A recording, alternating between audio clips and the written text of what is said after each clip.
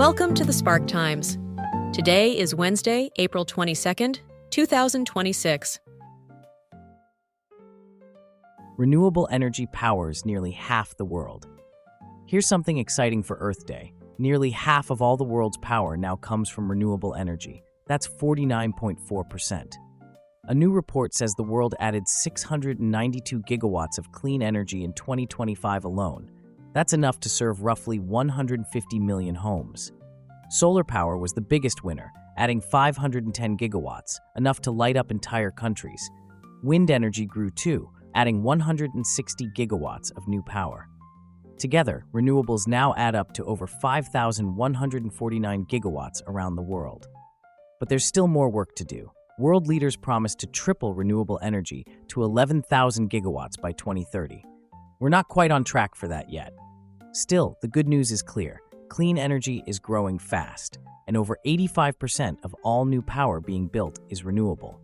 China and India are leading the way, putting up solar panels faster than ever before.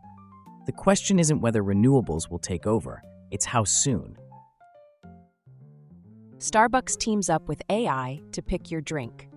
Starbucks launched a ChatGPT feature that suggests drinks based on your mood. You can type, "something bright for my morning," or upload a photo of your outfit, and the AI picks a drink to match. It is one of the first major restaurant chains to use AI for ordering. 130th Boston Marathon draws 30,000 runners.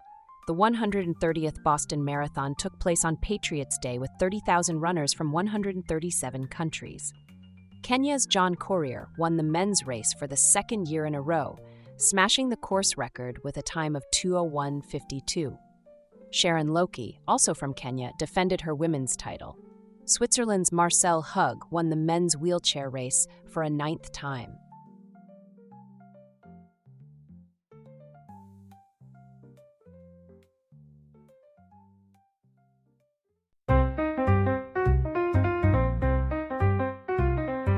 Earth Day, when one day changed everything. In 1970, rivers in America were catching fire. Smog was so thick you could barely see the sky. Then one senator had an idea that changed the world. How it all started. Gaylord Nelson was a senator from Wisconsin. He looked around and saw disasters everywhere. Oil spills choking rivers, dead fish washing ashore, toxic smog blocking the sun. The worst part? Most people didn't even know. So Nelson organized a national teach-in on April 22, 1970. He called it Earth Day. Over 20 million Americans took part. That was 1 in every 10 people in the country. They marched, cleaned beaches, and demanded change. One day that changed laws. That single day of protest changed government forever. Just 10 months later, Congress created the Environmental Protection Agency. Then came landmark laws. The Clean Air Act stopped factories from poisoning the air. The Clean Water Act made dumping toxins illegal. New rules forced car makers to build cleaner vehicles. The results were stunning. Bald eagles, nearly wiped out by pollution, started coming back. Rivers stopped catching fire. Earth Day goes global. What started as an American protest grew into a worldwide movement.